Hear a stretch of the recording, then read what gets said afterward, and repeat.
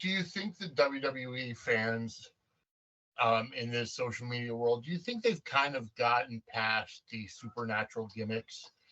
Undertaker worked back in the 90s because you still had that level of kayfabe. And the Undertaker stayed in character the entire time of his career. You know, Kane came out towards the end.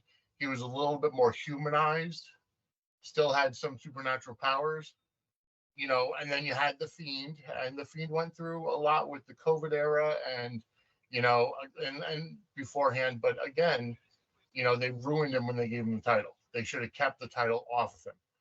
Yeah. Do you think that the fans are just done with the whole supernatural thing?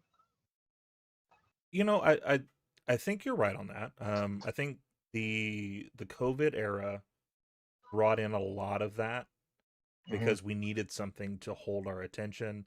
And you're able Yep. to do a lot of that with the pre-recording stuff, the special Right. effects. You could do a lot of that. I do think that they have toned that down a lot, though, as far as with this new group. They haven't really Mm-hmm. shown supernatural powers. They've just shown that they're crazy, overpowered individuals. Yeah. The only thing that's still kind of maybe a little more out there is when they first debuted and you had like the Yes. gunshot victim Yeah. situation. Chad Um, Gable. what was That's going why he's on a with El that? Grande Americano. They knocked something into his brain. Yeah, but all of that seems to have been toned down.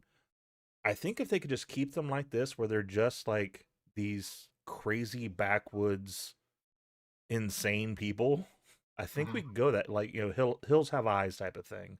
Of they just Yes. come down and they just tear through people. There's Yeah. no remorse and no stopping them. That to me is fine.